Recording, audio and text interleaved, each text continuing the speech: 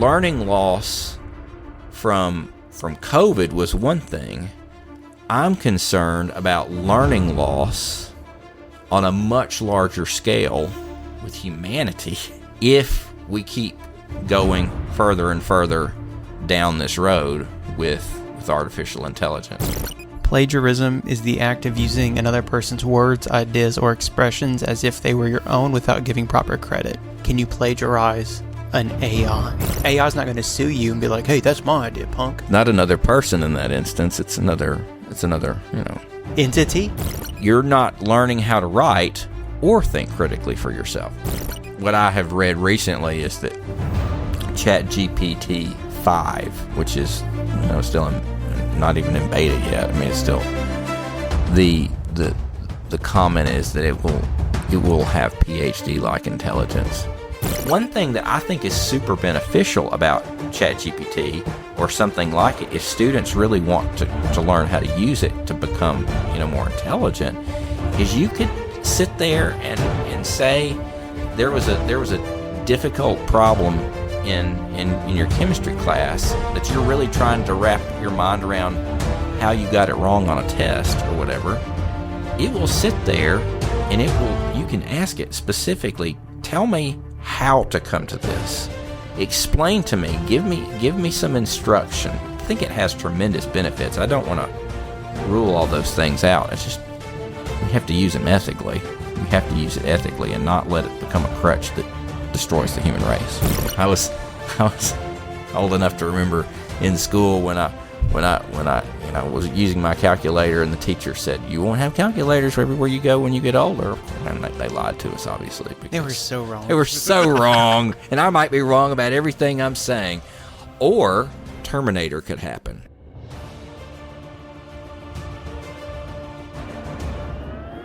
Plagiarism is the act of using another person's words, ideas, or expressions as if they were your own without giving proper credit. It can take many forms, including directly copying text, paraphrasing without attribution, or presenting someone else's work as your own.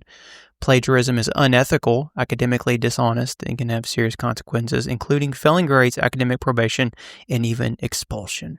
Dun, dun, dun. So if you take this first sentence, it's the act of using another person's words, ideas, or expressions. How can you plagiarize an AI? How is that even possible? They're not going to sue you, are they? It's not another person in that instance. It's another, entity. Entities. It's like the demon we've allowed into our homes. Taylor Baker's joining us today too. He's going to play the AI advocate role. Okay, perfect. Instead of the devil's advocate. And we got Dr. Putman. Same thing. And my name is Bill, and we're just going to talk about plagiarism and AI and how I haven't wrapped my head around how it's plagiarism. Maybe there's a different word that could properly describe it, but again, AI is not going to sue you and be like, hey, that's my idea, punk. Well, and the idea is it's not your idea. We technically distinguish between plagiarism and AI, even in our handbook and our policies. And it's not plagiarism per se in the classical sense. It could be. I mean, depending on what sources AI is borrowing from, but it is academic dishonesty. It would be a violation of what we call an academic integrity policy, even if it's not, because what you're trying. I mean, even if you're not borrowing from another person, you're doing the same thing by passing work that doesn't belong to you off as if it is yours. If you are using it in a way that is, hey, ChatGPT, or hey, Grok, hey, Claude, would you write this paper for me? Here's the prompt. Go to task and write it for me. So it's not just the taking of someone else's information then. It's the failure to use your own brain. It's the act of passing something off as belonging to you that doesn't belong to you. So I mean, the act that the person commits is the same, regardless of whether its origin was a human origin or artificial intelligence. Gotcha. So it's wrong to get a good well, you give the prompt though, and then it gives you a response, and the response is based off the prompt. So in a way, it is very different in my mind than stealing it from a book. But the question, there's several questions, but one of the questions is, like, if you think about the specific learning objectives that a professor has for you in class, one of the things that we typically will put down is we want a student to learn how to write. We want a student to be able to learn and to think critically for himself or herself. And if you are using AI in such a way that you are just giving it a prompt and you are just letting it do the rest of the work for you, you're not learning how to write or think critically for yourself. Now, I'm not saying that AI can't be beneficial as a tool or as an aid in helping you, maybe find some information, maybe get some outline ideas. But if you ask it to write the particular assignment for you, then you cannot accomplish the intended goals or outcomes that the instructor has for the course. What's the purpose of thinking critically in today's age? Can't you just use AI to do all that for you? I'm going to ask ChatGPT. Thank you. Finally, somebody let's see what it says here. Well, there was an article that came out not too long ago by a man named Jonathan Haidt, who's a brilliant psychologist, social psychologist from NYU, and he compares this moment with AI to the Tower of Babel. You know the story of the Tower of Babel in Genesis 11, where men were becoming too smart for their own good, and they thought that they could build a tower to heaven and make a name for themselves, And so what God does is God confuses their languages and keeps them from collaborating together to build this thing into the sky. And Haidt's, metaphor there is pretty profound. It's that essentially the human race has peaked intellectually. Like, if wait, did he really think that? Yes. I mean that's essentially the danger that AI presents for us. Okay. Do y'all think we've peaked intellectually? It's looking that way right now. But wouldn't every generation think that? Like, how can we get any smarter? How can life get any easier? Every other generation in the past has thought about innovation, learning towards innovation, learning towards improving things, and I don't know that a generation that doesn't know how to do math apart from an app on their phone, or doesn't know how to put a sentence together or put a writing assignment together apart from relying on the crutch of a robot to do it for you, is capable of growing in intelligence.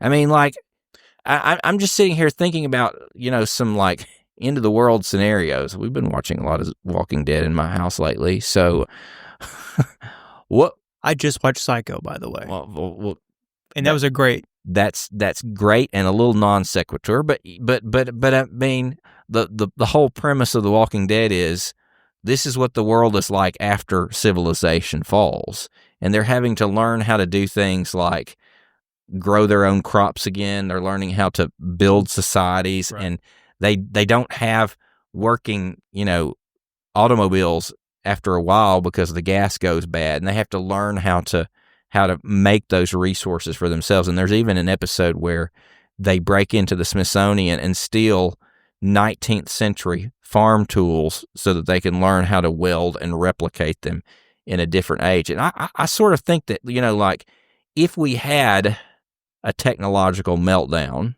and I'm not saying that obviously zombies are probably not going to be the way that it happens, but if we had a scenario in which all the computers in the world went away, would we, as a human race, be able to rebuild? Well, it would take some learning again that we've sort of lost in all this stuff. So we've lost the concrete skills. Yeah, I mean, it's so if you think about what happened in 2020. I mean, 2020 is a microcosm of everything that we could potentially experience. In 2020, when we were forced online with school, and in some places in the country, schools were closed like a year and a half. The doors were literally closed for a year and a half. There was something that, researchers have noted called learning loss. Like, these kids got so far behind in their school because they didn't have the leg up that every other kid in America had in previous generations and previous years with having in-person instruction. And we all know that as much as we can try to improve online education, there's nothing that compares to in-person instruction. So I say all that to make the point that learning loss from COVID was one thing. I'm concerned about learning loss on a much larger scale with humanity if we keep going further and further down this road with artificial intelligence. And we've seen that, again, this played out decades ago when the calculator was introduced. I mean, it's not that people, all of a sudden forgot the ability to do math, but there are fewer people that know how to do math as well as they once probably did before they had calculators. And of course, I remember I was old enough to remember in school when I was using my calculator, and the teacher said, "You won't have calculators everywhere you go when you get older." And they lied to us, obviously. They were so wrong. They were so wrong. And I might be wrong about everything I'm saying. Or Terminator could happen. Oh, I mean, it could go either way. It could go either way. That's where I've invested my money into a Terminator scheme. Yeah, Bubble. I mean, the Tesla robots look freakishly like something from Isaac Asimov, or Weren't they called like T800s and T1000s? yeah, in the Terminator movies, T100 and T1000. Well, isn't and that short for there's- Tesla 100? Oh, Tesla yes, 1000? yes. Yeah, you see what I did there. And I think Elon Musk might be the original artificial intelligence. Let's say, is he the original Terminator? They're all replicated from him. I don't know. In the movies, the people who set out to do these things have good intentions. Yeah. Well, and I wonder if the guy who invented the calculator was like, "Oh my gosh, this is going to allow people to do super complex math problems." But in reality, people just used it to, what's 7 plus 4? Like they dumbed it down on what they were using it for. What is 7 plus 4? 11. Okay. I'm So glad I'm you didn't really ask. good at math, but I had my calculator out, thankfully. Yes. Well, okay. So is the AI just going to widen the gap on those who use it for intellectual purposes versus those who use it as a crutch? And here's what I mean. Because in areas where I'm an expert, I can spot when somebody's used AI for something. It's a night and day difference. And it's getting better at, being has more human, authentic, right. Almost error elements of like, that's kind of, you wouldn't never, a computer wouldn't write it that way, but you're making it sound like a human said it. Right. But the experts in those areas, surely will always be able to spot the difference. You never know. Like, I mean, what I have read recently is that ChatGPT 5, which is, still not even in beta yet. I mean, it's still, the comment is that it will have PhD like intelligence, and so I mean I think I think we talked about this the other day, the ability to recognize AI like in video production, for instance, is getting more and more difficult. The gap is closing there, like with Google VO3. I mean, the first thing that they debuted were these videos, like man on the street kind of video interviews like these, and it looked like a college frat guy interviewing these college girls on the street, like in front of a bar, and they start talking about, are we really prompts? Yeah, they made it. Yeah, and it was like, oh my goodness! And then they did this bit with this comedian, where this comedian standing up in front of a mic, talking about, laughing like, are we really prompts? It's like, this is surreal, because we've come. Just remember that it wasn't 2 years ago we were like, all those artificial intelligence images have 6 fingers. Sure. I mean, we've come a long We way. were using like YouTube in a short time. Yeah. In a short time. So I don't rule out the possibility that this is going to get better and better and better and better, and then we're all going to get stupider and stupider and stupider. You seen Wall-E? You know how this ends. Yeah. Like they're floating around on the little floaty raft things in the spaceship, and drinking their Slurpees. Hey, that is the future of humanity, and it's become it's either that or Terminator. I'm not sure which. Wall-E came out in like 2007, 8. Right. I think. Yeah. One of my buddies, Michael Trusty, I think y'all both know him. He saw it in theaters opening weekend. Movie ends. He stands up and he just yells, "I'm Al Gore and I approve of this message."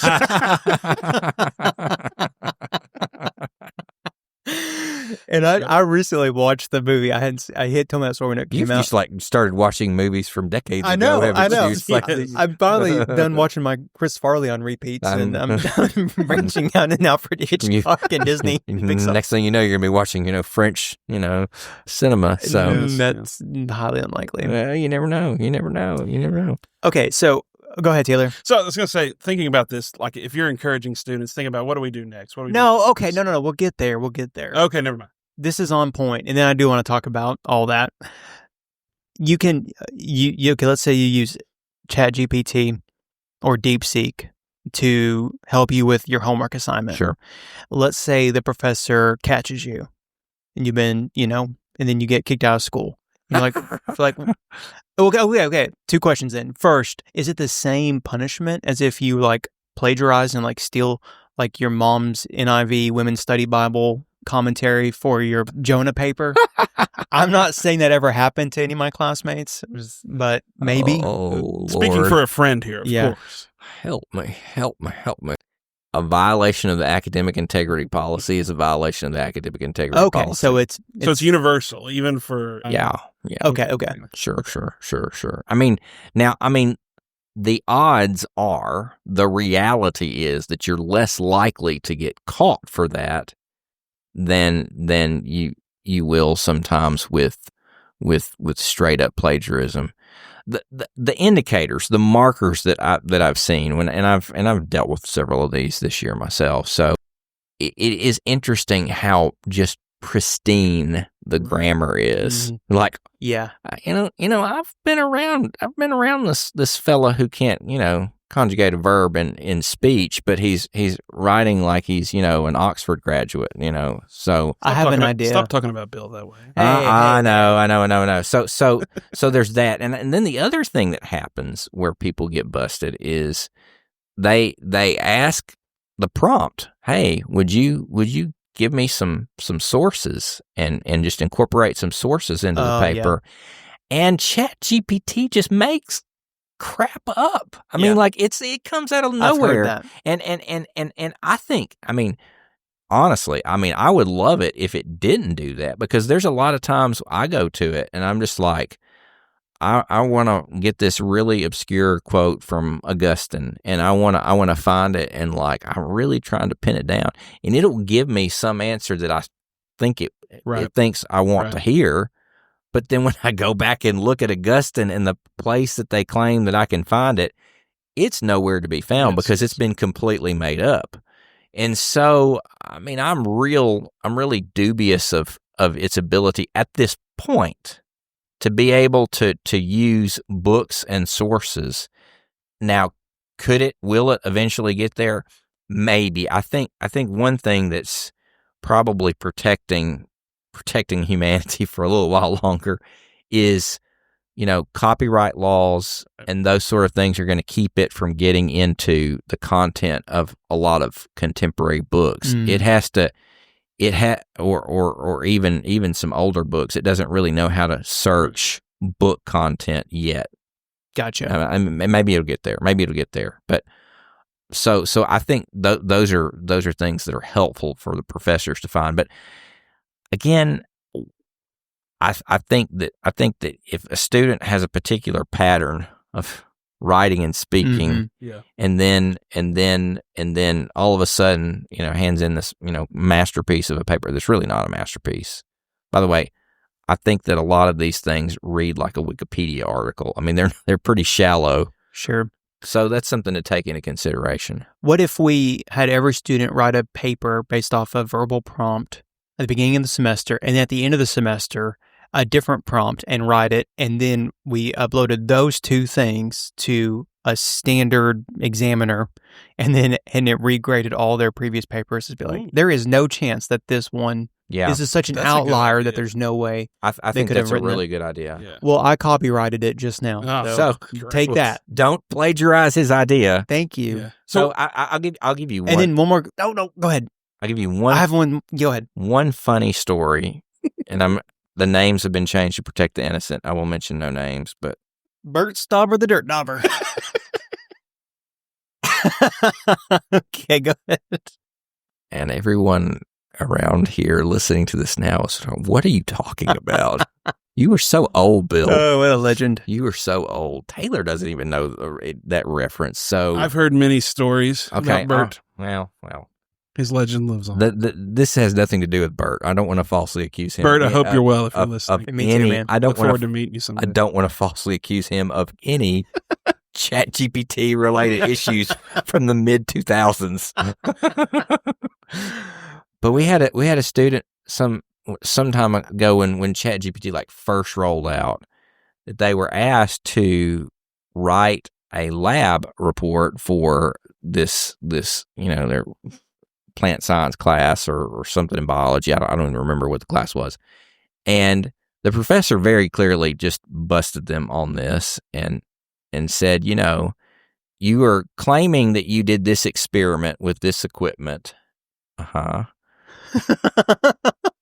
On this plant that is only found in Africa, and here's my plane ticket. With this equipment that cost $10 million that only an Ivy League school would have in their science lab. I didn't do that. I went and did the experiment. I mean, she denied it. Sticking to your guns. Yes, I was like, I love it. I respect your, committed to the bit. You're definitely committed to the bit. All right. So, second part of the question, and then I want to talk about how it relates here, I guess, because that's important. You get kicked out of Williams because you've plagiarized 4 times or stolen from ChatGPT 4 times or whatever the limit is. And then you download VO3. Is that what it's called by Google? The video production. Yeah, VO3, right. Okay. Then you type in a couple prompts. You pay the $250 a month one time. Right. You get all these videos back. You upload them to YouTube as your AI generated own content, and you become a multimillionaire. Mm-hmm. Explain that one. Because that's not, people are making money off their AI content, right? So how does that? And let me just say, I am not the person who is anti-AI, as much as everything I've said sounds like I am. I think AI has some great potential for a lot of things. Ryan's used ChatGPT for some amazing things. Absolutely. Yes, a lot of great things. It's a meme machine. It's a meme. Yes, it is. I do like to make ChatGPT memes, so I'm not going to lie. I think that for me, the larger question here is, if the purpose of education is to learn and to grow as a human being, let's be careful about things that dehumanize us and keep us from learning. Like, is it a good idea, for instance, for us to learn, the skill, particularly like in this new ag business degree of teaching your tractor how to plant your crops and where to plant your crops and that sort of thing, writing these artificial intelligence prescriptions where they, down to a T, know where every single seed in your 1,200 acre farm is going to be planted. I think that's a great thing. And I think that we should embrace that kind of technology, but do so only when we really know how farming works in the first place. Can you use AI in writing? Sure, as long as you know how to write in the first place. Can you use AI with math? Sure, if you know how the math works or you're trying to learn how the math works in the first place. One thing that I think is super beneficial about ChatGPT or something like it, if students really want to learn how to use it to become, more intelligent, is you could sit there and say there was a difficult problem in your chemistry class that you're really trying to wrap your mind around how you got it wrong on a test or whatever, it will sit there and you can ask it specifically, tell me how to come to this. Explain to me, give me some instruction. And then one thing I like to do with ChatGPT is I like to put it in Michael Scott's terms, tell it to me like I'm 5. Yeah. And it can take some pretty high-level concepts and explain it in helpful ways. So I think it has tremendous benefits. I don't want to rule all those things out. It's just we have to use them ethically. We have to use it ethically and not let it become a crutch that, destroys the human race. Or replaces our critical thinking parts of our brain. Right. Taylor Baker's been sitting on this question for a long time. I have. I've been stewing on it, but I think you might have just answered it. But this is my thinking is, how would you appeal to incoming students, new students, all those people, and say, you could be hurt by ChatGPT. This is why you need to use it wisely. Good question. And that's where I would quote Jenny from Forrest Gump. Are you stupid or something? Yeah. I think... No, I mean, I understand the temptation of a shortcut. Right. And by the way, that's the same thing that happens with plagiarism stuff too. Right. With plagiarism, it's not that students aren't capable of learning things or they're not smart enough to do the assignment. I mean, people plagiarize because they want a shortcut. Yeah. They're oftentimes they're too stressed. They've waited too long. They've waited too long in their assignment. There's more exciting things to do, like EA College Football 2026. it is coming out, isn't it? It is coming out very soon. Very soon. I wonder if AI could help me call plays perfectly. Oh, I'm sure it could. Now we're finding some actual use for this thing. This is interesting. I'm gonna have to try it. Trying to find some great plays. So, well, and I wonder if part of it's just trying to impress people too. Yeah, I think because so. you could have it write.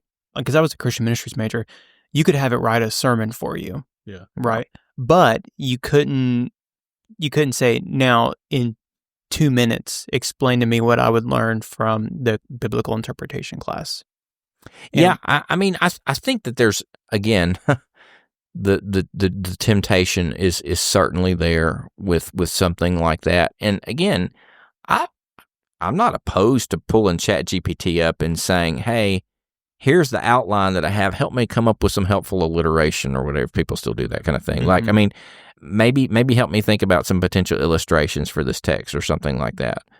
But it was John Piper who recently said at a Together for the Gospel event, or not Together for TGC, Gospel Coalition, Gospel Coalition event. He said that he actually pulled a phone up on the stage and had it give him a Don Carson prayer, right? A prayer in the style of Don Carson about the glory of God. Right. Yeah. I just watched that, and honestly, it was a great prayer. It was incredibly well written. It sounded great. They understood the voice of D.A. Carson when it understood how to replicate the voice of D.A. Carson when it was doing this. I think his point was, though, the danger this presents to us in things like sermon prep is that one of the key things about sermon prep is you sitting there and chewing on the text, internalizing the text, letting the text change your heart. But artificial intelligence can't do that for you. It can't change your heart. It can't change your mind like actually doing the work and spending time reflecting on Scripture. Yeah, and that gets at kind of the same idea with education, is you're taking the human element out of it. You're taking your mind out of it. Yeah. You're just regurgitating information. Tower of Babel. It's Babel all over again. So here's a random question. What resources are being used to find? Like if somebody turns in a paper, is there a way to check? So when I turned in papers, we would put it in software and it would check it for plagiarism. Is there something that checks for AI? There are a couple of different websites that I've used, they're not exactly 100% reliable. But I mean, like for instance, there's a website called GPT, which will search. It'll take a text and it will analyze it to see what percentage of it thinks it was written in ChatGPT, and it looks for kind of these common sentence patterns that ChatGPT naturally writes in. A lot of compound sentences, like a lot of sentences that use in dashes, a lot of sentences that just sound too crisp, too perfect, too textbooky, and that's one thing that Zero GPT looks for. On the flip side of that, you could paste Genesis 1 or Genesis 2 into Zero GPT, and it would bounce back and tell you this was 90% generated by artificial intelligence. And the reason why is because I think one thing, Scripture was used to train the artificial intelligence. I think the other thing is that it has that rhythmical kind of like simplistic writing style. Yes. That it picks up and interprets as artificial intelligence trying to do the Bible rather than it is the Bible. So Grammarly has a AI search feature, and there are some other ones that are probably more expensive. I think some of them are kind of a racket because what they want to do is they want to look at text that you've pasted in there, call it artificial intelligence, and then there's a button you can click on it. My friend Kyle Brashears pointed out, like you can go down and push the humanized text button, and it'll take you to a website where it will charge you like for $50 a month. You can humanize your artificial intelligence outputs and that sort of thing. So there's money to be made. Seems like a circular situation. There's money to be made. We should start a company and do this and call it High Human Intelligence, and we'll just go that route with it. Yeah. Branding will be easy. Yeah. We're going to work this around till that domain is already taken. Yeah, we're going to work this around to where we just give someone a blank piece of paper and tell them to write down their thoughts. Well, in 2008 and 2009, when I was in school, I remember... You were so old. I know. I remember people talking about, they didn't use it here, but there's like companies that you can pay money to write your paper. Oh, yeah, yeah. That was big business. That was expensive, too. And by the way, I think that those companies are probably still around, and they can charge a higher premium now because they know that people are going to be busted for AI stuff. Right. Or they'll just use AI and go in and, I don't know, they'll probably use it somehow. They probably will, too. Yeah. You pay these people to write papers, and they plagiarize the papers. I know that happens. So, I mean, if you have that level of integrity. So that's a catch-22 if it gets caught, too, because you can't say, well, I know it's not AI. I paid somebody else to write it. Sucker. You got caught. Got you. How much time are professors wasting trying to figure out if it's AI or not? I don't know the answer to that question. I do know that blue books are back in style. What is a blue book for those who have never heard those two words together? All of our students know what blue books are now. I mean, you go into class and here's the blue little notebook paper. Here's your pen or pencil. Write out your essay by hand. I don't know. I think the professors who are reading closely for those very things I just mentioned, like the fake lab equipment stuff or the fake sources, they know how to spot that stuff. Yeah. And again, if you write again like you're a textbook with this pristine English, then you can't speak it. There might be some red flags. One thing that I've encouraged professors to do is to do more oral reports. Yeah. And if you have an issue with a student, you think that they've been using AI, just say, all right, well, we're going to ask Bill over here to give us a presentation on what's in this in this document. At least read what you have ChatGPT give you before you give us a 1-minute summary of your paper. Like we kind of thought about mixing up 3 or 4 ChatGPT generated, papers. Could you point out which one is yours? The stack. Oh man, Great. Oh, because golly, at least with plagiarizing, you're opening up a book or maybe that's what we used to anyway. I mean, I say we. I mean, collectively the human race used to do that. Now they don't have to do that. Have we exhausted all the AI and plagiarism pathways here? I think we could drop some great AI memes. I don't know about that, but that's all I got. Yeah, I have some of those. I spent a lot of time with it. Is AI the new Photoshop? Not in a full sense, but like if I wanted to make... I think that right now there's still a lot of limits on what you can do with it in terms of specifics, but it's pretty impressive. Like, was it Bill? Are you a Photoshop user? Yeah. So like 2 years ago they integrated the AI. I can't remember. Yeah. The AI prompts. That. It was still pretty clunky when I last played with it, but it still is too. Didn't we make Dr. Putman here look like a character from a movie? Maybe a Sith Lord or something like that. When he I don't think he had to use AI for that. I think he just did his wizardry. No, I would have had to use AI. I used Photoshop because I actually screen recorded the video of me doing it, but and it gave me 3 different options, and only one of them was. So is it just like you type in, "Hey, make this guy"? So on Faculty Drive right now, there is a massive pothole, and I mean it's becoming larger by the day because there's an underground leak, and there's this big nasty pool of muddy water at the end of my driveway. I'm not bitter about it. We've called the city a couple of times. We're not bitter about it.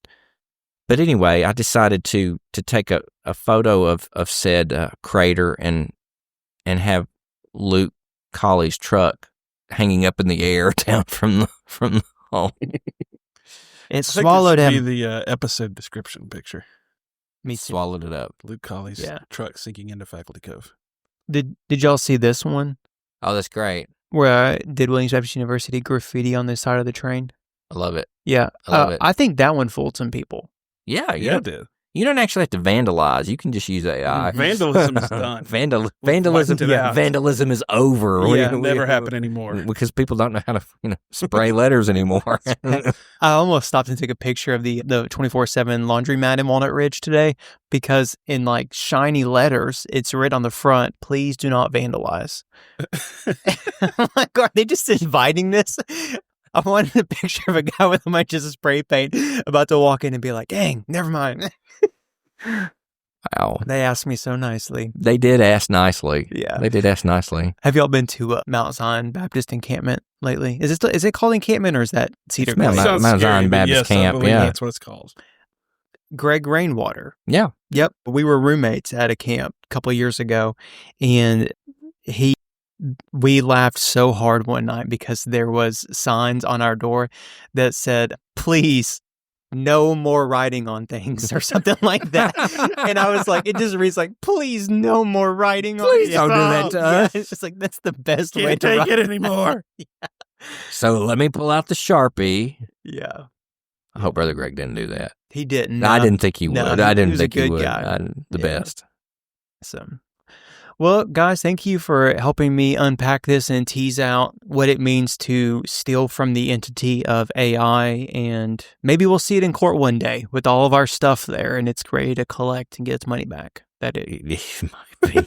It might be, of course, the people who run OpenAI and all these. They're facing a lot of intellectual property lawsuits down the road themselves. I would think so. Right now or down the road? Right now.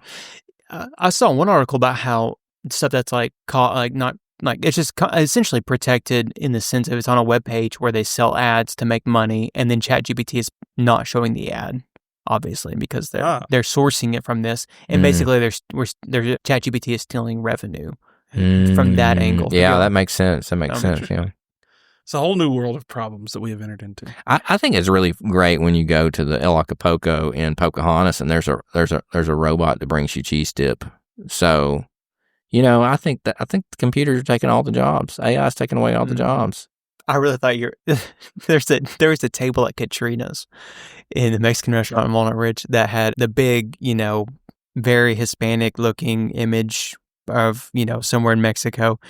And it has the watermark of like where it's from over it. They just like ripped it, printed it, pixelated, There we and go. it's just Do you know what I'm talking about, though? The robots. Well, several Mexican restaurants around Yeah. here have them. My grandma, the first time that thing brought chips to her table, it scared her to death. Ah. She was just sitting there. It's got like a cat, like a digital cat face on the Yeah, front yeah. of it. yeah. We need to get a picture of that and meme it with a Terminator's face coming at you with chips. That's great. Chips. Well, now Mexican food. Let's do it. Let's end go. it there. All right. Thank you, guys.